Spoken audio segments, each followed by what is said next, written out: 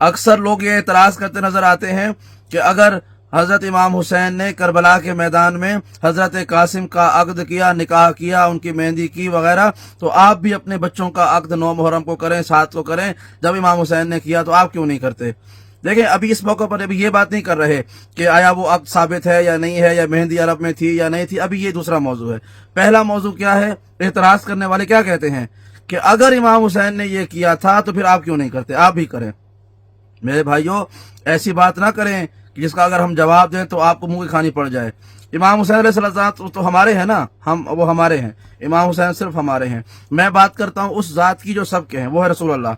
आपके यहाँ ये अकीदा मिलता है कि अल्लाह के रसूल ने बीबी आयशा के साथ 6 साल की उम्र जब बीबी की थी तब उनसे निकाह किया, 9 साल की उम्र में रुखसती कर दी। तो इमाम हुसैन के करबला तो 61 हिजरी में हुई ना।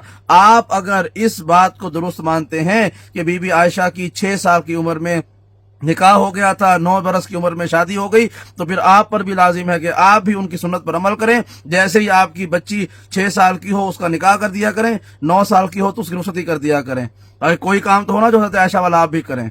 आप क्यों नहीं करते? आप वो काम, आप भी वो काम करें जो आप किताबों में लिखा हुआ है कि अल्लाह के रसूल बीबी आयशा को कंधे पे उठाते थे, हबशियों का नाच दिखाते थे और मेले में ले जाते थे। आप भी अपनी बीवियों को कंधों पे उठाएं और ले जाया करें मेले पर।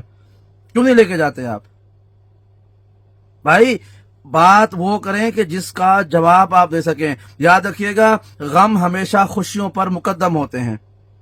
ये बात याद रखिएगा। किसी के यहाँ आज बेटा पैदा हो जाए, कल उसका बाप मर जाए, तो वो बेटे की खुशियों में जो है वो खाने नहीं खिलाएगा, दावतें नहीं कराएगा, बल्कि बाप का गम मनाएगा, क्योंकि गम हमेशा मुकद्दम होता है खुशी पर।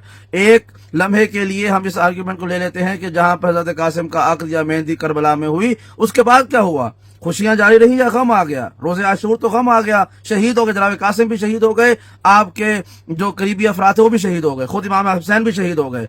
तो हक क्या बनता है? गम किया जाए या खुशी की जाए? शरीफ व नफ्स इंसान हमेशा गम करता है अपने अजीजों का, खुशियों को वो याद नहीं करता, गम को मुकद्दम करता है।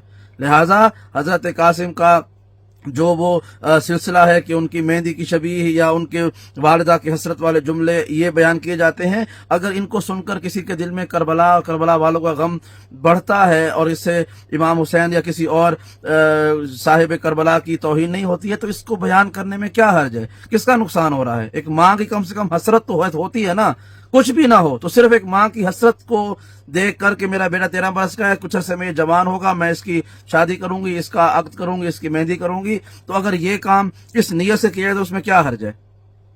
किसी आलिम से हमने इसकी जबानी हराम होने के बारे में नहीं सुना कि ये हराम है काम। ये माँ की हसरत है, हसरत को बयान करना या किसी के तखय्युल को बयान करना, इसमें कौन सी बुरी बात है? शायर हुसैनी के खिलाफ इस्तेमाल ना हो।